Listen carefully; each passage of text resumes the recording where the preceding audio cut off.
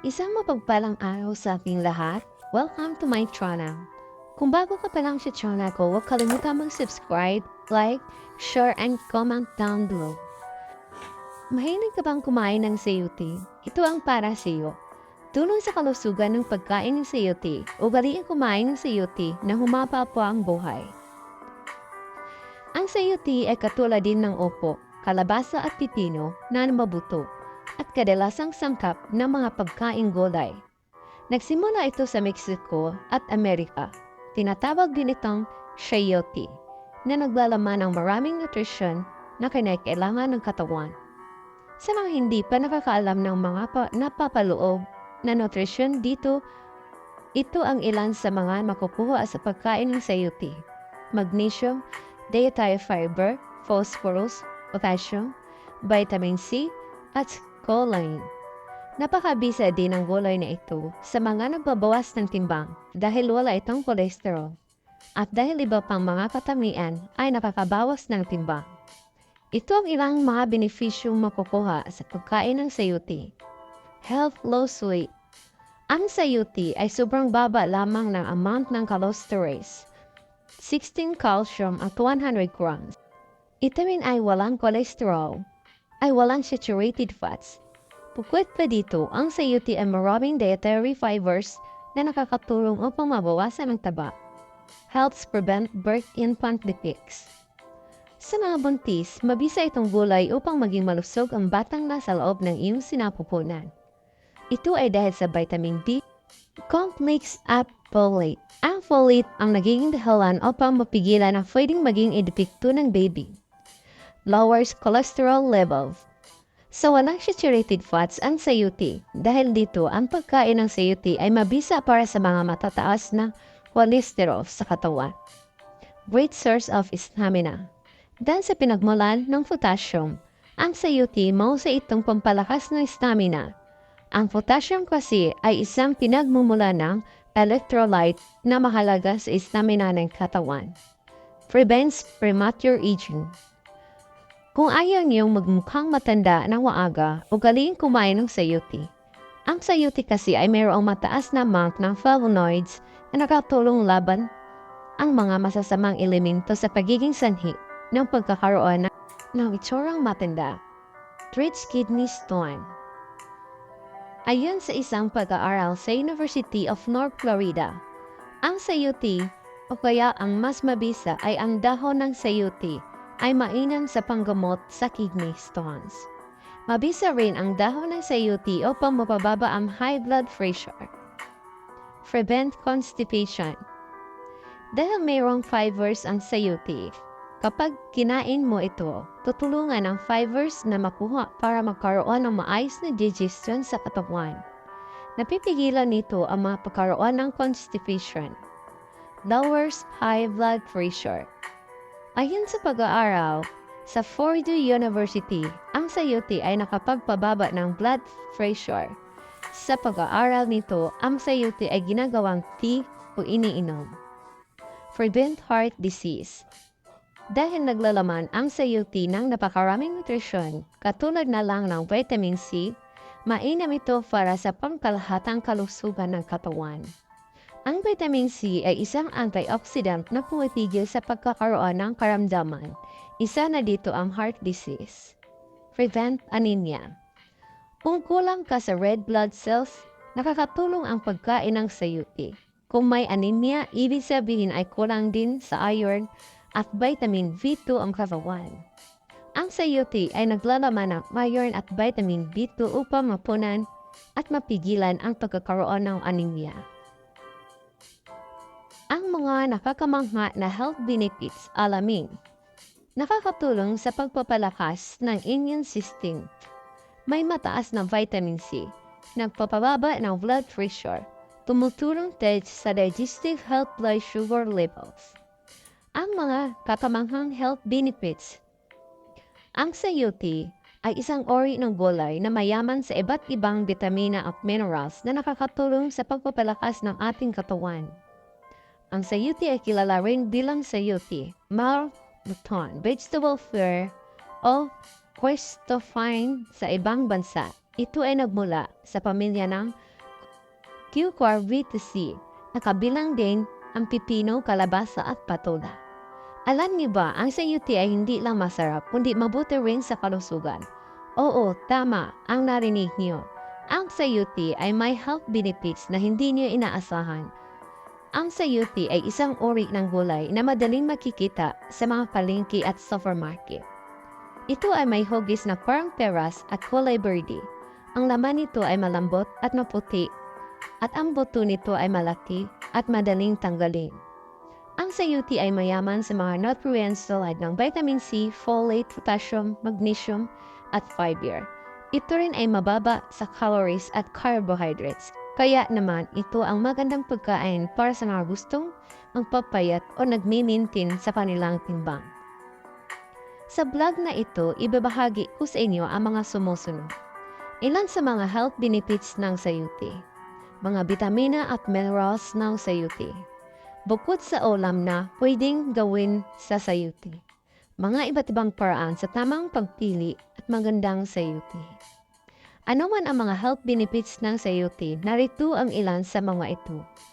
Nakakatulong ang sayuti sa pagpababa ng presyon ng dugo dahil sa mataas nitong nilalaman ng potassium, ang isang electrolyte na nagre-regulate ng fluid balance sa loob ng mga cell. Ang potassium ay nakakatulong din sa pagpapaluwag ng mga blood vessel na nagpapabawas ng strain sa puso. Ang pagkain ng sayuti ay maaaring makatulong sa mga taong may hypertension o high blood pressure. Sa isang pangunahing risk factors, mga sakit sa puso at stroke. Nakakatulong ang sayuti sa pagpapabuti ng digestion dahil sa mataas nitong nilalaman ng dietary fiber na napapadulas ng pagdaan ng pagkain sa bituka. Ang fiber ay nakakatulong din sa pagkontrol ng blood sugar levels at pag-iwas sa constipation. Ang pagkain ng sayuti ay maaaring makatulong sa mga taong mga may diabetes o irritable bowel syndrome na mga kondisyon na may kinalaman sa metabolism at digestion. Nakakatulong ang sayuti sa pagpapalakas ng immune system dahil sa mataas nitong nilalaman ng vitamin C na isang antioxidant na lumalaban sa mga free radicals na nagdudulot sa oxidative stress sa mga cell. Ang vitamin C ay nakakatulong din sa paggawa ng collagen na isang protein na responsible sa pagpapanatili ng electricity at structure ng balat. Buhok at kuko. Ang pagkain ng sayuti ay maaaring makatulong sa mga taong may sakit o infeksyon na nangangailangan ng dagdag na proteksyon mula sa mga mikrobyo. Nakakatulong ang sayuti sa pagpapaganda ng balat dahil sa mataas nitong nilalaman ng vitamin E at isang antioxidant na nagbibigay ng proteksyon sa balat. Mula sa mga harmful UV rays na nagdudulot ng premature aging, ang vitamin E ay nakakatulong din sa pagpapagaling ng mga sugat at tikla. Ang pagkain ng sayuti ay maaaring makatulong sa mga taong may acne, eczema o psoriasis na mga sakit na nakakaapekto sa balat. Nakakatulong ang sayuti sa pagpapayat dahil sa mababang calorie content nito na umaabot lamang sa 19 calories bawat 100 gram. Ang sayuti ay may high water content din na nakakabusog at nakakapagpawi ng uhaw. Ang pagkain ng sayuti ay maaaring makatulong sa mga taong nais magbawas o mag-maintain ng timbang. Nakakapagpabuti ng kidney function. Ang sayuti ay may diuretic effect na nangangahulugang nakakatulong ito sa pagtanggal ng sobrang tubig at toxins sa katawan. Ito ay nakakabuti para sa mga may kidney problems o urinary tract infection. Mga bitamina at minerals ng sayuti. Ang sayuti ay isang uri ng gulay na madalas makikita sa mga sabaw at tinola. Ngunit alam nyo ba na mayaman din ito sa mga bitamina at minerals na nakakatulong sa iyong kalusugan? Narito ang mga benepisyo ng sayuti na dapat mong malaman. Mayaman sa vitamin C, ang sayuti ay naglalaman ng 7.7 mg ng vitamin C bawat 100 gram. Nakatumbas ng 13% ng recommended dietary allowance. RDA. Para sa mga adulto, ang vitamin C ay isang antioxidant na nakakatulong sa pagpapalakas ng immune system, pagaling ng mga sugat at pagprotekta sa mga cells mula sa oxidative stress. Halimbawa, maaari mong kainin ang sayote bilang salad o ihalo sa iba pang prutas tulad ng melon, papaya o pineapple para makakuha ng mas maraming vitamin C. Mayaman sa folate, ang sayuti ay naglalaman din ng 93 mg ng folate bawat 100 gram, na nakatumbas ng 23% ng RDA para sa mga adulto.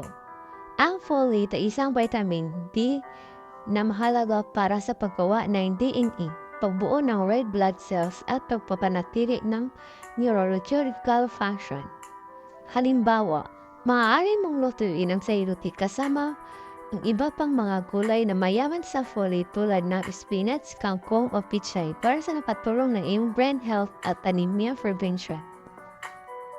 Sayuti bilang panghimagas o snack, ang sayuti ay hindi lamang pang-ulam kundi maaari rin itong gawing panghimagas o snack. Ito ay maaaring lutuin sa iba't ibang paraan tulad ng ginataang sayuti. Ito ay isang simpleng lutuin na binubuo ng sayuti, gata, asukal at konting asin. Ito ay malinamnam at masustansya at maaaring ihain kasama ng tinapay o kanin. Sayuti pie, ito ay isang uri ng pie na ginagamit ng sayuti bilang pamunahing sangkap. Ang sayuti ay dinudurog at ipinaghalo sa itlog, gatas, asukal at iba pang mga panlasa. Ito ay binabalot sa crust at inahain ng may whipped cream o ice cream sa ibabaw. Sayuti salad. Ito ay isang malamig na sariwang salad na binubuo ng hilaw na sayuti, mansanas, pinya, pasas, kaong at condensed milk. Ito ay isang magandang panghimagas o merienda, lalo na mainit na panahon. Sayuti fritters. Ito ay isang masarap na snack na ginagawa sa pamamagitan ng paghiwa ng sayuti sa manipis na piraso at paglulubog sa butter na gawa sa harina, itlog, asukal at tubig. Ito ay ipiniprito hanggang maging ginto ang kulay na inihain na may honey o maple syrup sa ibabaw. And thanks for watching, guys. I hope you like it. See you next my video. Bye!